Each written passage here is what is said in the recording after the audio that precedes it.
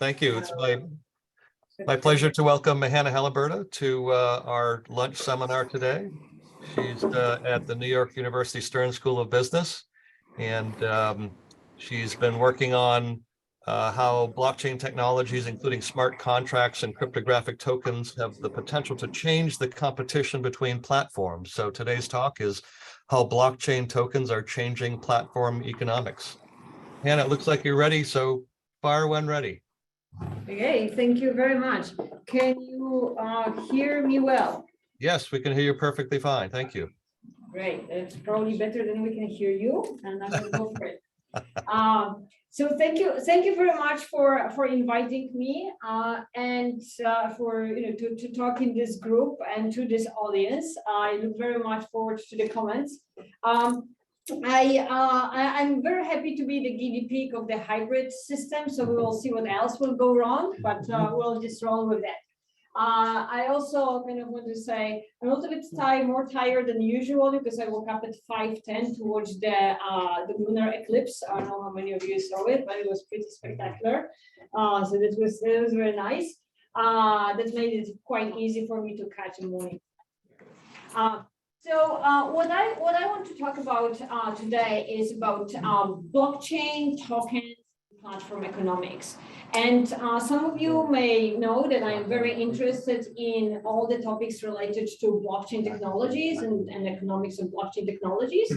But before blockchain, I was very interested in platforms and platform competition. And I'm with great excitement seeing in the past couple of years, those two topics coming together. So with smart contracts, with tokens, with DAOs, we can see how actually blockchain technologies may affect, potential to affect platform economics. And this is what I want to talk about this time. So this talk is based on two papers that I have with Yanis Bakos, and one will be about the role of utility tokens, and the other one will be about the role of governance tokens and governance structures enabled by governance tokens. Okay. So blockchain technologies, we can kind of trace them back to 2008 when it all started with Bitcoin. I mean, of course, if you want to be pedantic, you can trace them even earlier to all sorts of Halaburda to Neta blockchain. But we really think about blockchain technologies in relation to Bitcoin and everything that came after Bitcoin. Ethereum, smart contracts, all sorts of cryptocurrencies, tokens, DAOs, DeFi, and so on. And all those technologies, as they will get a new and newer generation of technologies, they all promise decentralization, disintermediation, democratization, and it all should level the playing field for entrants, which will promote innovation, change economic outcome, and welfare consequences of the market. This will allow for creation of more value and more equitable distribution of value. So this is the rhetoric that we hear again and again since 2008 around it. My research broadly and in many papers is looking at in more detail to what extent and under what conditions blockchain technologies indeed deliver on some of these dimensions, maybe not all, maybe some. It's kind of also interesting to realize that those things are not the same. Decentralization and democratization, disintermediation are three different things, and they may play out differently and be one without the others. Okay? So specifically, in the context of platform economics and blockchain technologies, we zero in on that. We recognize with those new developments of smart contracts and tokens that blockchain technologies afford some new design choices for platforms. And we are hoping that maybe those new design choices, like implementing utility tokens, setting up a structure on a smart contract, utilizing blockchain either in the business model or as a technology down the stream, we hope that those new design choices, new technologies, would help us solve old problems in platforms. And old problems in platforms relate to network effects. I'm guessing that for this audience, I don't need to elaborate a lot about what the importance of network effects and the problems it can cause. But platforms generally create value by bringing users together. And the more users there are, the more value there is to joining a platform. And this is in itself a positive network effect. So Facebook is only as valuable as there are.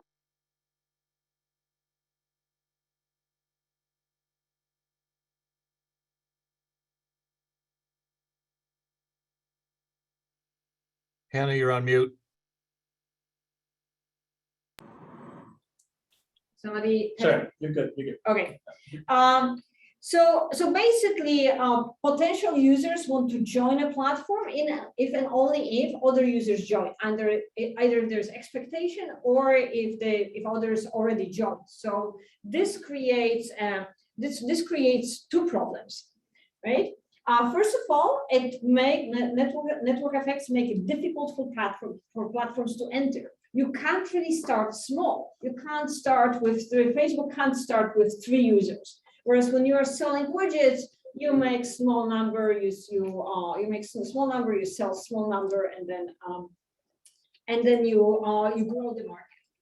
And second, if you do overcome the network effect, the coordination bias, and you enter the market and you are successful, and you are on the good side of network effects, then you have the benefit of those barriers to entry that network effects create, so that new entrants are not coming in and your potential competitors. So this allows you to have high market power and capture value.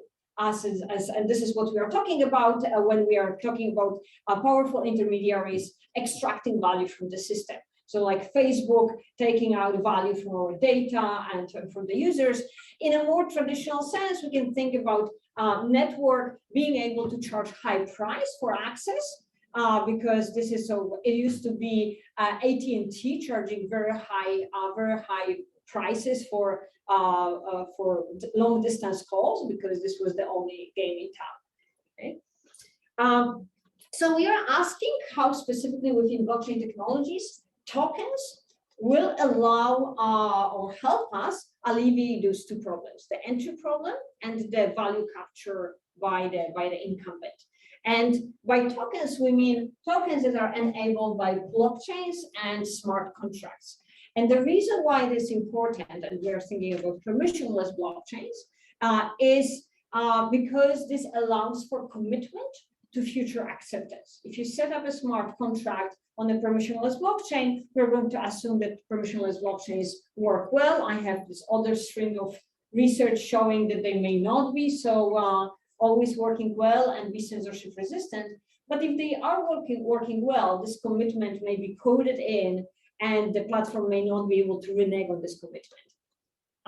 And also tokens enable an external blockchain will allow for tradability, easier tradability, again, not hindered by the platform itself.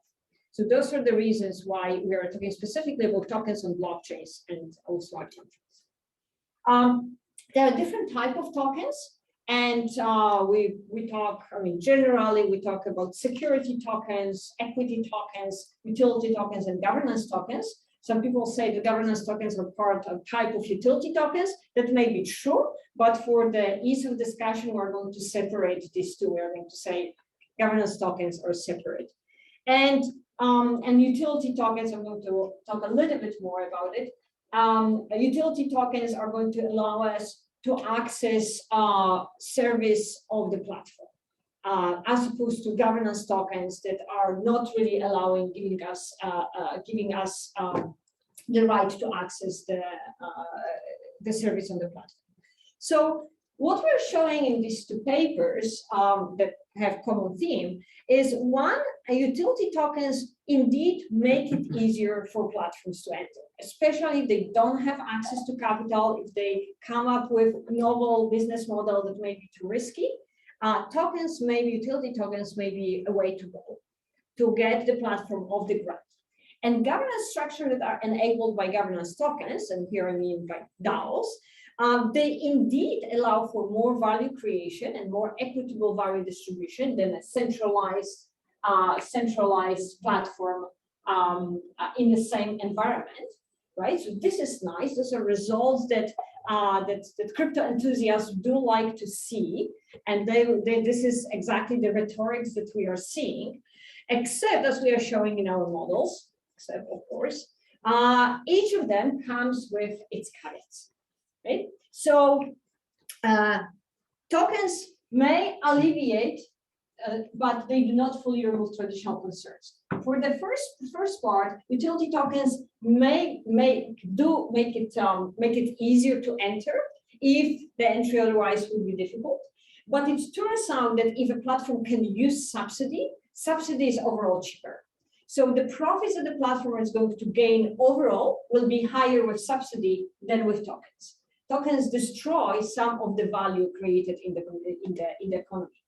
On the other hand, the governance tokens and DAOs enable for value creation and more equitable value distribution, but only in very narrow conditions, under very narrow conditions. And in more general conditions, it turns out that the tendency to recentralization and capture of value is not exactly the same, but very similar. So DAOs are not going to necessarily live up to their promise in a wide variety of conditions. Yeah. And just clarifying question with regards to tokens. So I'm not too familiar with the terminology. Should we think of it as like club membership? Is that something that's similar, comparable, like membership at a club, or is it something more like currency? So what is very important in both, like common theme in both of those papers, is the ease of tradability of those tokens. So in a way, it is so utility token is an access to the platform, but it's easily tradable access to the platform. So typically, club goods do not concern themselves with the ease of tradability of access. But yes, you can only use. I could share like my club membership with another person, just like utility token could be sold to another person. So it could be sold, but then if you sell it, then you cannot use it. Right, You cannot access. Yes, okay. yes. So tradability is important. And then yes, you can only participate in platform or in voting if you do have a token. So they do have this flavor, but the tradability is important. And then voting is scaled with the number of tokens. And the voting is there's a number of tokens, and then the voting we're going to consider majority voting. Okay. But it can be easily modified to any majority rules for majority vote. The voting, is there a material difference between the stock, and traditional companies? Yeah, I hope to get to it because it will be actually. I typically get this question at the end. Okay. But it's nice to see that you're already foreseeing that. But yeah, I'm happy to discuss it later. Okay. Okay. So let's start with utility tokens and the problem of entry of the platform. So inspiration here were two crypto platforms, Filecoin and Helium. And you're probably familiar with the two. So Filecoin is a peer-to-peer file storage service. So this is like a peer-to-peer version of Dropbox. And Helium is a peer-to-peer Wi-Fi network where people are connecting their routers and their hotspots, and they're creating this peer-to-peer Wi-Fi network. And interestingly enough, Helium did not start as a crypto system to begin with, that was using tokens to reward the users and require tokens to access the platform. Filecoin started right off the bat as a token system and crypto system. But it's easy to kind of see from what they are doing that the value of the system is definitely increasing as there are more people participating in the system. So they have this clear network effect. And of course, it's really difficult to convince people to start using the system if there's nobody else using it, because you're not going to be able to store your file across multiple diverse people if there's only two people offering their services.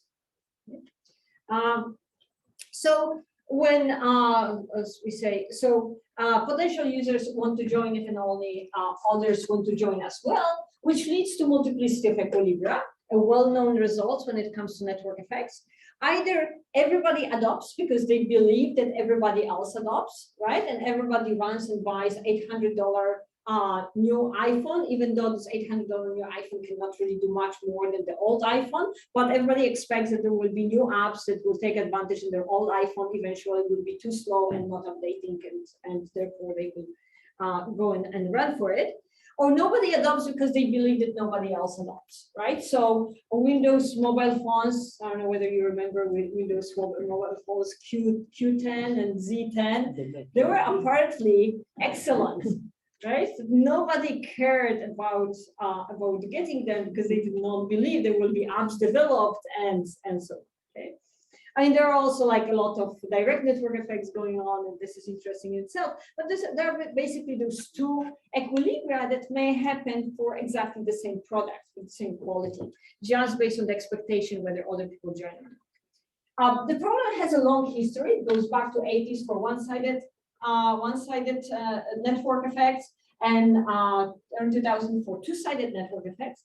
And the traditional solution to this problem is subsidy, which means you subsidize early users, you pay them to join, attract them in some other ways, you spend money to get them in, and then when you demonstrate that you have the critical mass, other people join and are willing to pay a lot of money to join, and this is how you make money overall.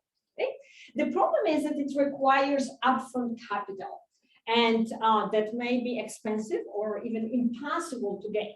So if you are going to VCs or to a bank and say, I'm going to set up this peer-to-peer network, nobody's going to be making much money off, and or maybe they will, but who knows whether they will join. This is a new technology. It kind of works, but nobody has proven that it works. We don't know what bugs there are. Like it's risky, and people may have very low expectations of it succeeding.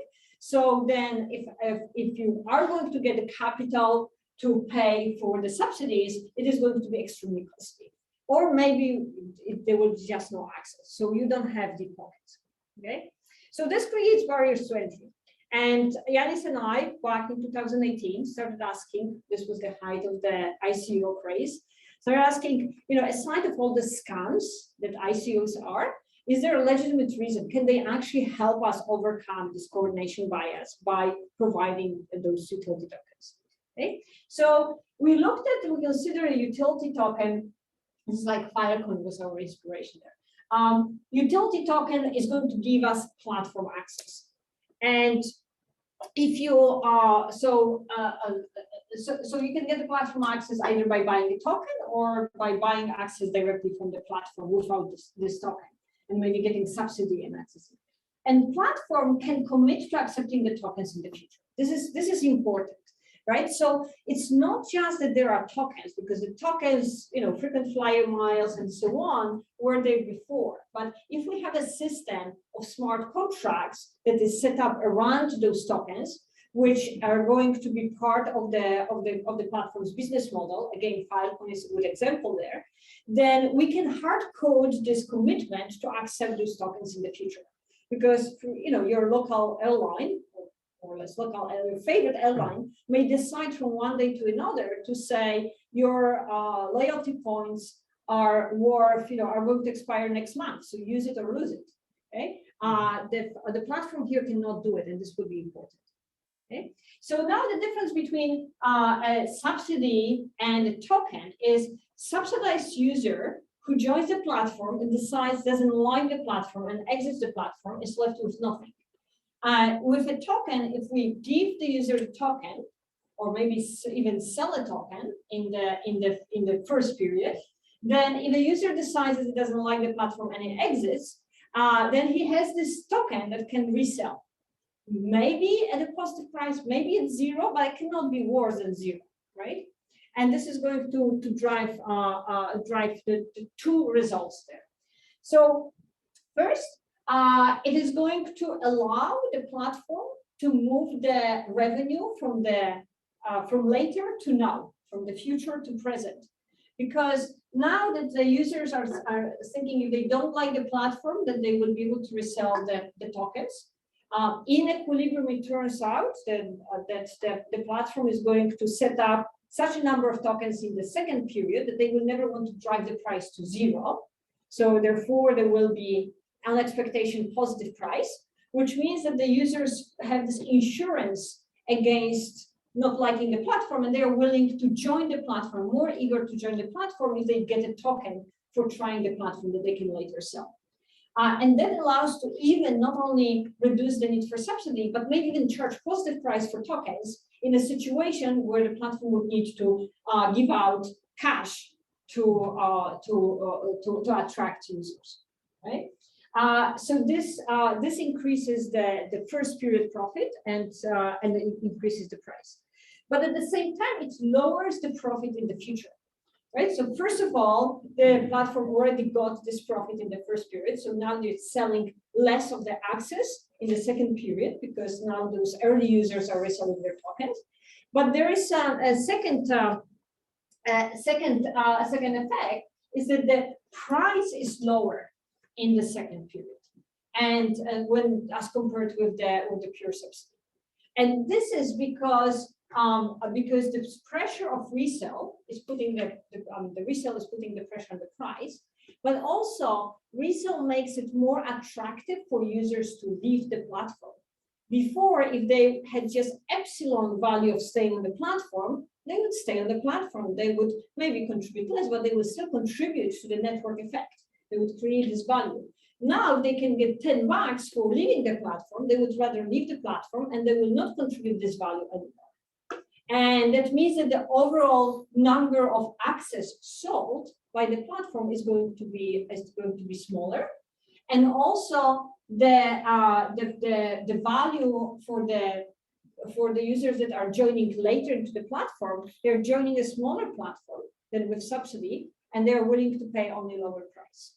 So both of those effects are pretty bad in the second period. So it looks fun in the first period, but then less fun in the second period. Right, and so tokens do redistribute value from the platform to users, like again, another rhetoric around crypto, and it's mostly redistributing the value from platform to users who exit the platform, ironically, okay? But overall welfare is lower because of this exit and some of the network effects not being realized, and the platform profit is lower with tokens. So that basically means if the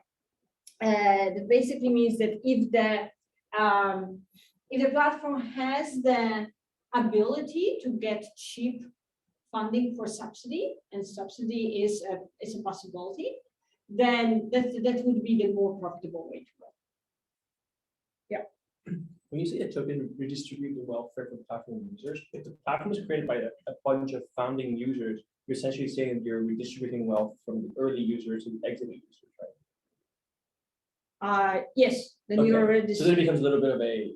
So this is interesting. So we have two separate papers, which is not, yes, we should combine them. So one paper is looking at a platform using a platform that is still profit maximizing platform.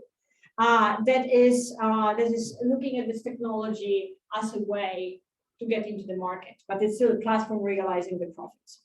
But what if this platform was a DAO, which we'll talk about later, right? And then, but then, yes, there's still the distribution. Ironically, the distribution of value is more value goes to the users who are not going to exiting users who tried and did not like the platform. Away from the users who would actually use the platform if users are generally owning the platform. So doesn't that create a perverse sort of like equilibrium where we wouldn't start DAO to begin with? Because the people who started are going to be the ones who are going to be negative welfare transfers, right? Well, okay, so here's the thing. So overall profits may be lower with tokens if we compare it to the subsidy, right? If it's possible to get the network off the ground, to get the platform off the ground. But if the subsidy is not available, then it may be either tokens or zero, right? And then tokens look attractive. So if it's very costly, or if the price of the capital is really, really high, then tokens again look attractive. Right? So maybe you would not start the DAOs if you can set up a centralized platform and get cheap money. Then you're not going to set up a DAO. If there's nothing, there's no other way, then you may want to set up a DAO and do something. Is this assuming that there's an ICO, you're selling all the tokens at the beginning? Not all. Okay, so Okay. I actually have a model, right? So this is just a preview, and let me quickly go through the model because I want to go to the second part. So then I'm going to have the users arriving in each period. So there is N1 and N2. So users who are arriving in the second period, they just have no possibility to decide to join the first period, right? So there's not their decision to arrive in the second period. That's exogenous. They just were not in the market yet. Users are ex ante identical. This is easier to analyze and the kind of results are robust to some level of heterogeneity ex ante, right? So they learn their type after they join. And everybody gets more utility if there is larger network, but how much they value the network will depend on their type. So some people will really care about the platform, even if it has smaller network, and some will only when it has a full network. Okay? And after they learn their type, they may want to exit, they may not want to find it worthwhile. Users choose to join the platform. Not joining the platform yields 0 in the current period, but they can always join later. So especially for the first period, they can join later. If they joined, learn the type they did not enjoy, they leave the next period. They can leave the next period. And whether they will leave or not will depend whether they will get something for it or not. I want to make sure that the coordination problem is non-trivial. So nobody wants to join an empty network, and everybody wants to join if everybody else joins. But then in between, there is a variation of how many people want to join. So we do have two equilibria, adopt and not adopt, if nothing else was to be happening. But which one is played is going to depend on the user's beliefs and on the platform price, right? Because if the price is so high that it's above this value, this expected value, then the only equilibrium will be nobody joins, right? And if the subsidy is the platform pays more subsidy to offset this negative value, then the only equilibrium will be for everybody to join. That means that platform can always assure that everybody joins, right? By setting low enough price, high enough subsidy, the only question is whether it's worth for the platform to do it or whether it has the capital to do it. Okay? But there's no uncertainty about it. So the users arrive in the first period. The platform sells some access tokens for price. So in ICOs, we can also say that there is some set number of tokens. But to your question, the tokens the platform sets, the number of tokens, the platform sets the number of tokens for the first period. And then in the second period, it can decide to set a different number of tokens. It doesn't need to commit to the number of tokens that it's going to release in the second period. We have a version where it commits and that doesn't change qualitative results. So we can just assume that in the second period, the platform is going to set some different number of tokens to maximize its profit in the second period. So in the first period, it releases a certain number of tokens, or it sets the price and sells as many as it sells for this price. Each user decides whether to buy a token. And after after everybody decided, then at the end of the period, everyone observes how many other users they joined. They realize their type and their first period benefit. And what is important is the first period benefit depends on the size of the network, naturally, their type, and whether they are going to, what is their expected value of the second period, right? So if they like the type, they have the type that like the platform, they're going to stay on the platform and they are going to enjoy the platform. But if they are leaving, their expected payoff in the second period will depend on whether they can sell that they have a token to sell or they will just get 0. So this is where a lot of most of the results come from. So capital T here means having and not having a token. Yes, sorry. Capital T is having a token, okay. And when there are sometimes subscripts NT, and that means no token, okay. And no token means subsidy. Okay. So in the second period, New users arrive, platform puts some Tau2 tokens on the market. The price for those tokens is decided by the market, by the supply and demand. And that was fun to derive, so much fun that I'm not going to describe in details, but a lot of things are moving around because early adopters decide whether they want to stay or whether they want to leave, and more of them want to leave when the price is higher. But as more of them leaves, they leave smaller network for the second period. So the later users don't want to pay as high price, so that lowers the price. That means that some of the early users are actually will not want to leave, and so on, right? So eventually we reach an equilibrium price.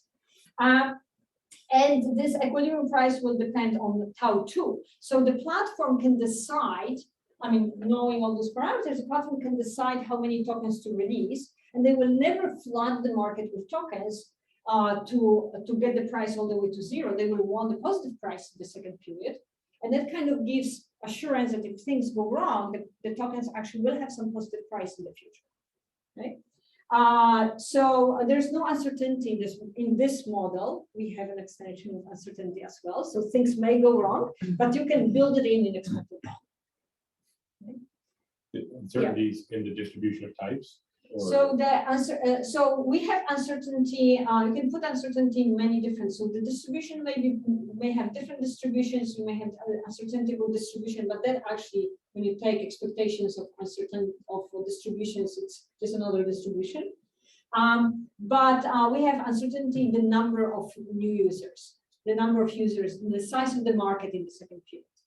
Right. So if it turns out the market is small, you get the platform to collapse. So would the platform then solve for Tau2 such that it always increases the size of the market? Like it could sort of solve for it, and then everyone else sort of believes that the platform would choose the Tau2, right? Or are you saying? Yeah, everybody knows what everybody, we have hyper-rational agents here, right? So they will be able to solve what the Tau2 will be in the second period that is maximizing platform's profits. Okay. And the platform is maximizing its second period profits here, right? Not much changes if the platform is setting Tau2 to maximize overall profits right in the beginning. But the idea is that the price will be positive. The platform, in the absence of uncertainty, the platform will never allow to. And with uncertainty, the expected price is positive. For the last point, when it says everyone realizes their period 2 payoffs, is the payoff like the increase from P1 to P2? Like P2 minus P1? So the second period payoff is, for example, that if I'm exiting user, I'm getting the price of the token that I got for my token. If I'm staying in the market, then that's my utility of consuming. If I'm entering the platform, then this is utility of my consuming minus the price of the token. So that's so basically whatever is the payoff, and zero if you never joined it. Okay, so in a very straightforward way, like I said, the price in the second period is higher than with tokens and without tokens, exactly because those early users have something more to look forward to, especially when things don't work out, they don't like the platform. So they are more willing to even pay for that. So maybe sometimes no subsidy is needed because with no tokens, you would need to pay subsidy, but with tokens, you may actually charge a price and people are willing to pay for the tokens. However, we are going to get lower second period revenue for those two reasons that I mentioned earlier, is that platform in a very straightforward way sells to fewer users in the second period due to tradability. And because leaving becomes more attractive, because now there is this positive price that you can get for leaving, it is going to create smaller network. So both of those forces are going to lower the price in the second period. So you get higher profits in the first period, lower profits in the second period. It may be not obvious right from the beginning which way will it go, because maybe tokens will be all great, and then they will wipe out all the bonds, and we will not need to get loans anymore to sell the platform. It turns out that total profits for the platform are lower if it issues tokens, and that is universal. So what's the P1 and T? Because Oh, There so, shouldn't be okay. a token, right? Yeah, just so this price. is the price of a token. So token is the access to the platform. So access to the platform with a token, PT, is the price for the token. But if you don't have a token, if you subsidize in the first period, then you're just directly charging a price for access to the platform in the second period. So this is the price that the platform is charging in absence of tokens in the second period.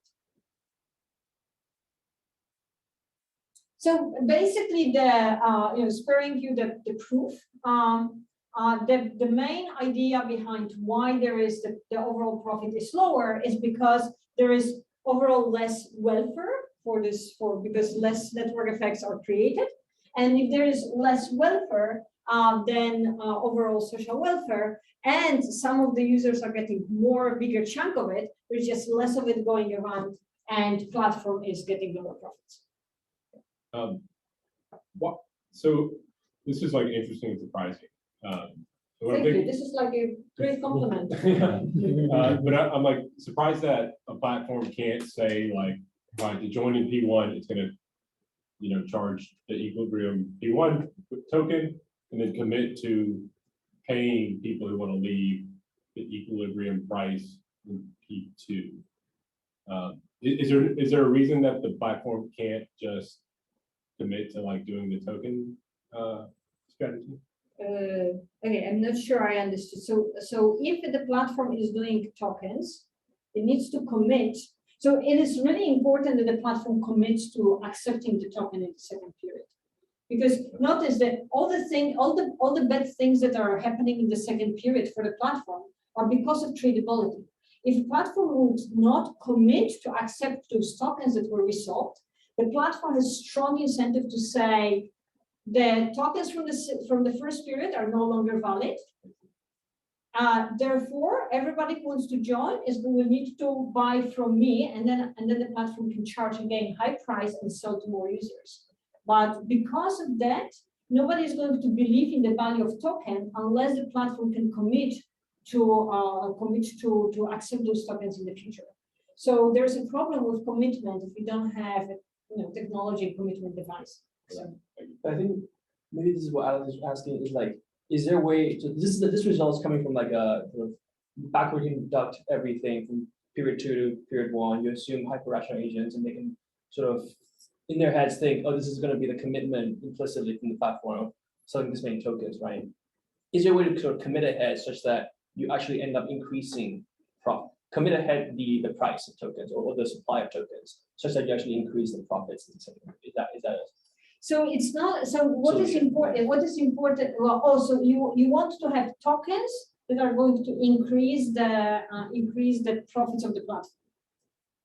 Yeah, in a sense, like could the platform sort of like commit in a certain way, not just that I will accept it, but also supply. We didn't find a way, right? So one way would be like, so the thing is that those bad things are happening because of tradability. Mm-hmm. This is exactly what gives you, so you can't have the first benefit without the downside in the second period. This is similar to the durable goods resale problem. Absolutely, yes, yes. So that is like the closest. Mm-hmm. But then you also have network effects. Right. Okay, so overall subsidy is more attractive if the access to capital is not too costly, and otherwise you go for tokens if you're really squeezed. Okay.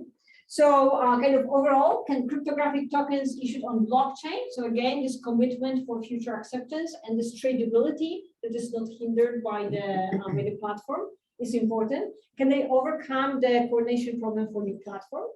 Well, yes, tokens make it possible to reduce or eliminate early subsidy because they move the revenue from the second to first period. And with no cost, but with no cost of capital, the overall profits are lower. Right, and this is because of the resale possibility decreases the network size. So at the same time, exactly what brings you the benefit of starting better in the first period is creating this issue in the second period. So when there is no access to capital or the cost of our capital is high, only then tokens are more attractive.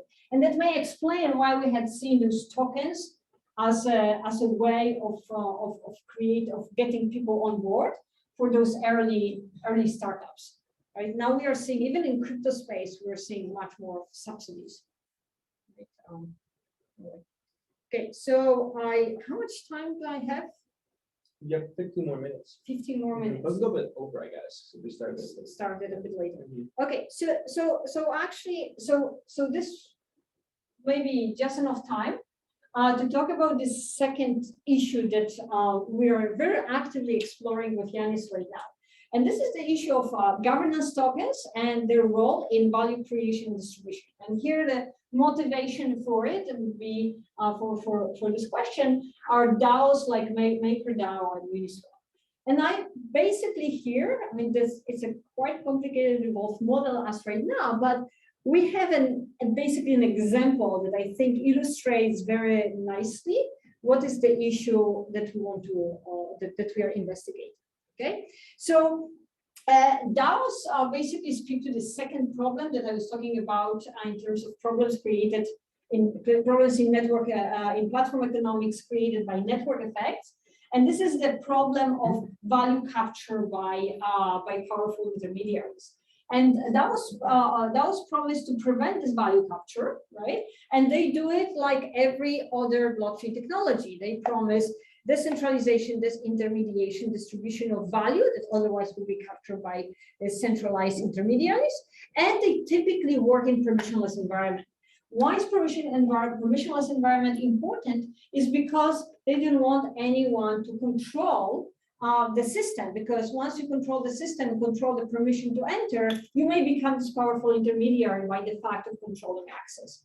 Okay, so we showed that this intermediation, as we call it, by democratic DAO does happen, but only in very narrow conditions. Otherwise, in most cases, there are forces, natural forces that lead to re-centralization, as we call it, and that make maybe because of that, it may be tricky to actually realize the promise of DAOs, right? Fully in the long run. Okay, so. Yes, we propose probably additional safeguards are needed to sustain this type of disintermediaries, maybe different designs, maybe regulation. We haven't gotten there yet, so any discussion will be welcome. So consider, yeah. Okay. So consider the simple environment, right? Very simple environment. This is like a textbook, micro textbook, textbook 101. There are n potential platform users, each with type K distributed uniformly on 0, 1, right? It's going to give us a nice, downward sloping demand curve, 45 degrees, right? And they have utility from participating equal to their type, right? And it's like doesn't get simpler than this. In this environment, if we have a monopoly setting up the price, right? Because this is the tool. The monopoly sets the price equal to 1/2, captures 1/4 times n. This is the profit. And some users, half of the users join, and half of the users do not join, and it creates that weight loss. So we assume that there is no cost of providing service, no marginal cost of providing service. So socially optimal outcome would be for everyone to join, and the price should be 0. Okay, it's kind of like whole variance works since the 80s and so on. Okay, so now let's consider a DAO as the intermediary instead of this centralized monopolist. Now there's no central authority making the pricing decisions. Instead, all potential users get a governance token. Everybody gets like their end users. They each gets 1 token to vote on the price P. So price is going to be set in a democratic way. Potential users, after they vote and the P is decided, they decide whether they want to pay and join the platform by the price, or they may still have the governance token, but they may decide that the price is too high. They vote it on, or the DAO decide. They may not. They do not need to be users to have a governance tokens, and it turns out later that they may be users without governance tokens, or they may have governance tokens without being used. Okay. Now, if the price is set, if there is a positive price, for accessing the platform, that means the DAO is collecting some revenue. And in light, I mean, this is exactly what is happening with some of the DAOs that are collecting revenues. Those revenues are distributed as a dividend to governance token holders. So we kind of get this redistribution of value, right? Okay, so DAO could set the price equal to 0, right? And if the DAO decides to set the price equal to 0, everyone joins, get their utility, the social welfare is maximized, and there's no debt victims. So they can vote for price equal to 0, but the question is, will they, right? And for this, we need to see what are the trade-offs. So it turns out that some of those users with low utility using the platform, they will actually prefer to set a higher price and get a higher dividend rather than lower price and creating and joining the platform themselves. Okay, so how is the trade-off going on? So those who would decide not to use the platform, they would prefer to set the monopoly price, which is 1/2, because this maximizes the dividend. Those who actually would join the DAO, they would rather have the price equal to 0, because the dividend is always smaller than the share of the dividend is smaller than the price. So this is basically the trade-off. So this is, if the price is 0, then the payoff of agent K is this green line. If the price is 1/2, then the payoff of everyone is this.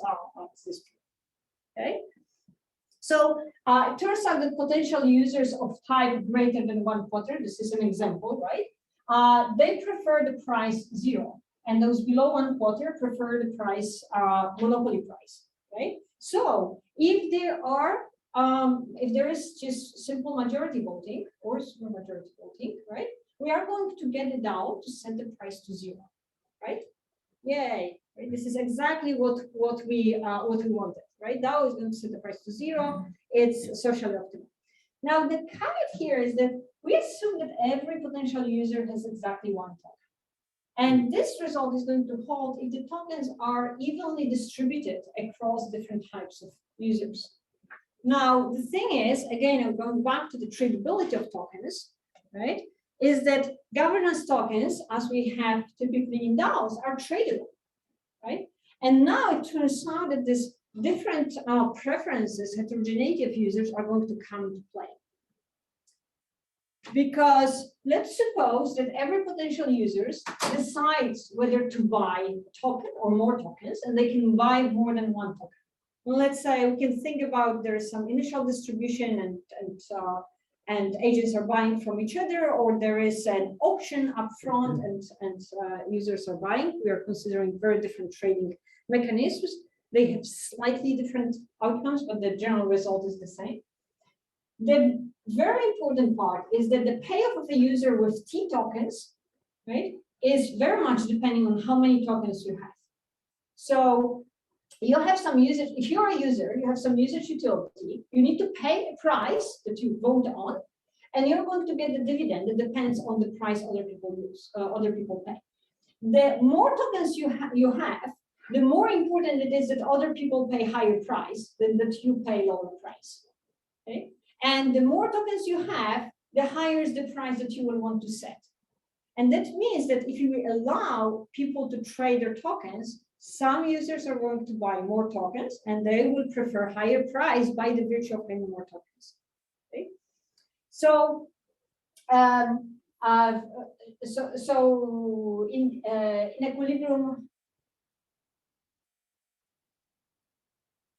Oh yeah. So if the price is going to be positive, right, then there is some dividend. And if there is a positive dividend, you just want more tokens. So if you want to buy one token at a given price, then you will want to buy all the tokens at the same price because you're going to get the dividend. But it turns out that it's an even stronger result, right? So the result, and this is the main result here, that is going to be driving this concentration, and then concentration will lead to value capture. And this is that. It's a general result that if a user finds it profitable to buy 1 token, he will buy all of the tokens.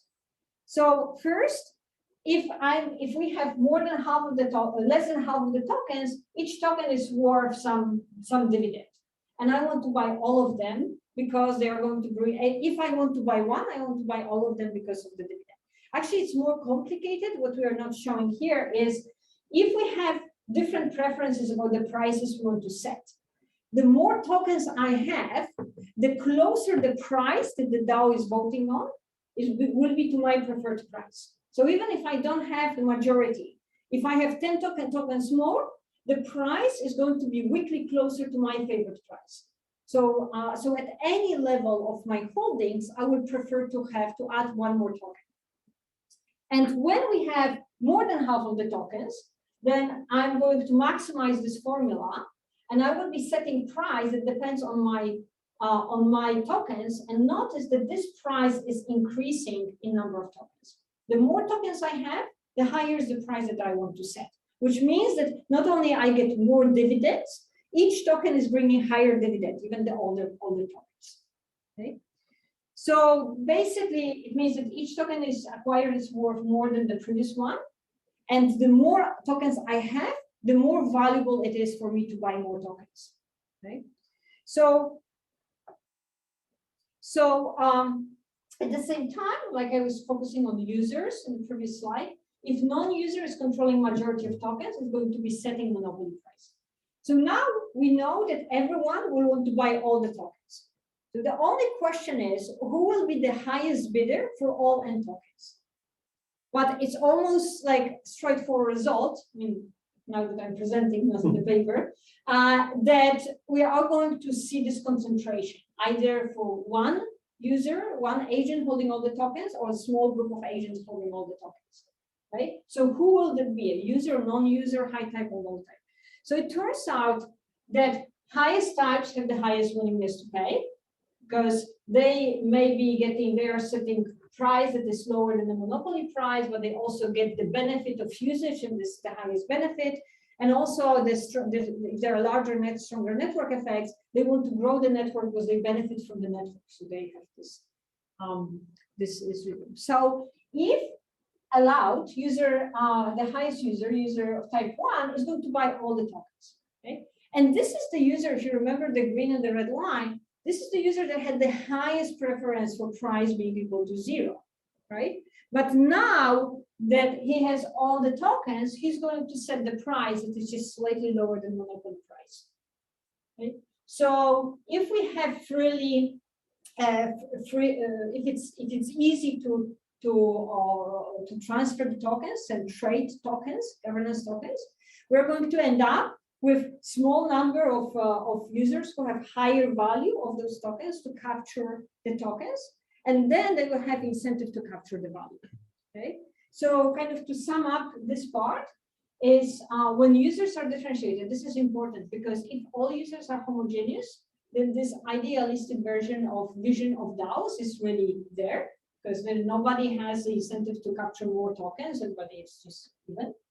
But when agents are differentiated, few of them will have higher willingness to pay for tokens than the rest. So we are going to get this concentration, and the value of tokens increase with holding. So they will be willing to buy off all the tokens, and this will lead to concentration. And as you have more tokens, your trade-offs for setting the price changes. And when the same types that mostly were in favor of zero price end up setting monopoly price, right? So this is a little bit equivalent to you have this rags to riches story, and the same person who is working in the mailroom says we should evenly spread the earnings, and once they make it to CEO position, that they no longer hold the same idea, right? So there are some questions how to prevent it, and this one way would be to prevent the tradability and prevent the concentration, but all those tactics have their own drawbacks or are understudied, right? So this is for the future of study. So just last slide to pull it together, those two studies, is that blockchain technologies offer you solutions to all problems. We think this is indeed true, but they may come at a high price, or they may not work as expected. So we need to be really careful about when it's going to work under what conditions, and when it's not going to work, it may even backfire. And specifically, utility tokens may improve viability of a new platform, but it is at the cost of the overall profits. So that means that we still have room for banks and for VCs there. If not everything is going to be substituted by tokens. And governance tokens may allow for decentralization and increase welfare. There's specific conditions, but they do not remove tendencies to re-centralize and extract the surplus. So yes, probably there's room for regulation or self-regulation some other ways. So let me finish here. Awesome. Thank Yeah, you. I'm gonna open it up to Q&As actually. Oh, great. So Yorgos had a question about the platform. The first part, which is, does the platform directly benefit from consumption of its services after entry, and what is its objective function? I guess like the way you described it is that the platform only gets profits from some tokens, right? Yeah, so the platform, so the first part, the platform is getting profit from selling access, right? So the platform is operating the platform, making money of the platform. So the platform CEO is not actually using the platform itself, or if it is, it's infinitesimal. Whereas in the second it's kind of interesting because in the second project, a lot of the results come from the fact that the users are the owners, right? And it changes the incentive to set the price. Although if it would be just one owner even using the platform, it probably wouldn't, as the second project is showing, it wouldn't change the price much, right? It's still all close to monopoly price. Marina, do you still want to ask your question? Are you unmuted?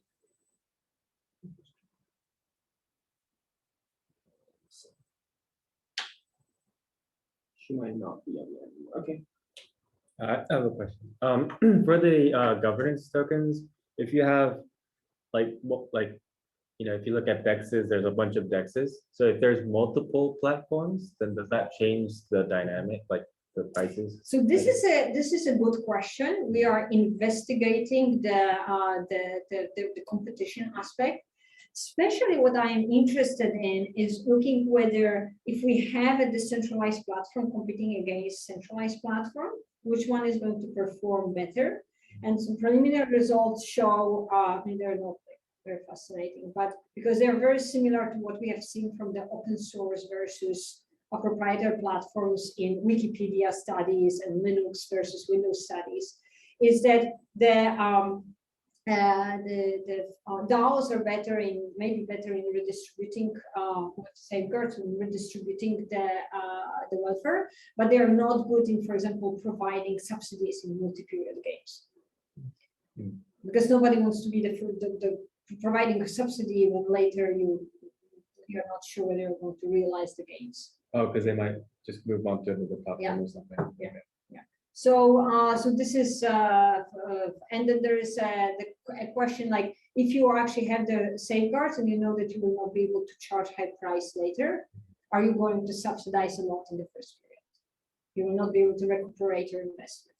So those are kind of, but they are not unique to DAOs. It's just basically showing that with DAOs, if you either the DAO is working, and then you cannot recuperate in the second period the investment from the first period to the same level as centralized platform can, or the DAO is not working, and then we're back to centralized platforms. There's a question from George Russo, so I'm going to let him unmute next. George, are you there? Okay, I can ask it for him first. He's asking whether or not you think there's any benefits that have been derived from blockchain in terms of supply chain and I guess cybersecurity or aerospace and defense sectors. I guess it's a vague kind of like industrial question. Yeah, so I actually have other papers on that. Okay. But I can share. So yes, when it comes to supply chain, I think it's the smart contracts that provide value, but the most value that we get when we're talking about blockchain smart contracts in supply chains are sensors. Sensors are more important in terms of creating value than the system on which they are set up. It should be a reliable system, but really most of it we are getting from sensors. And I have a paper about the trade-offs or the complementarity and substitutability between between the smart contracts and sensors supply chain. Not just supply chain, but mostly supply chain. When it comes to cybersecurity, I believe that blockchains are actually not doing much to security, right? Because I don't see, we have distributed database, we have multiple nodes that are holding the database. It may be more resilient in terms of if one node is destroyed, then we have replication, but I don't see how it should be more secure. So a lot of people say it's more secure, like Bitcoin was more secure because there's no double spending. Well, it just prevents you from double spending. It does not, like the cryptography that is being used there is not to keep the secrets. In fact, everything is out in the open, and this is how Bitcoin provides defense against double spending. And when you want to implement zero knowledge proofs and all sorts of channels, sharding, and all the other ways of providing privacy, you're actually slowing down the blockchain. So I just don't see that this is really the blockchain's role to provide security privacy. So maybe the last question I ask is about the corporate debt that like a company can issue, and then how it's different from the tokens. Oh, yes. So yes, I agree. So this voting issue is has been raised, like, so how is it different given that they are voting? How is it different than stocks, right? And the thing is that if you have a publicly traded company, the mandate of the CEO, who is a hired manager, is to maximize platform profit. So whether you are using the product, you're not using the product, what is your favorite price is not something that you're voting on. So shareholders vote on very few things. Shareholders vote on the board members, and then board members can force or twist CEO's arm to do certain things. But this is many steps removed. You're not voting directly on the price. So there is there's Fisher separation theorem. There are many different reasons why this is the case. So instead of thinking a stock market and publicly traded companies that by definition of being publicly traded have this responsibility of maximizing shareholder value, right? Then maybe it's better to think about a co-op, right? DAO is more like a co-op, but with a tradable votes, tradable membership. And the moment you get one or few members, two members buying all the memberships, it becomes a partnership. It's just two people owning, sure, right? So this is how we are going to. This is, I think, better analogy. So if you have just partnership of two guys running or two girls running a firm, then it's like a voting, or they need to agree or something. Yes, but this is what is basically happening, but not publicly traded companies. Awesome. Thank you so much. So I'm going to close the Zoom now. Next week we have Sani Tambe in the lunch series. So please check in for next week as well. Thanks everyone. Thanks. Awesome. Thank you. Thank you.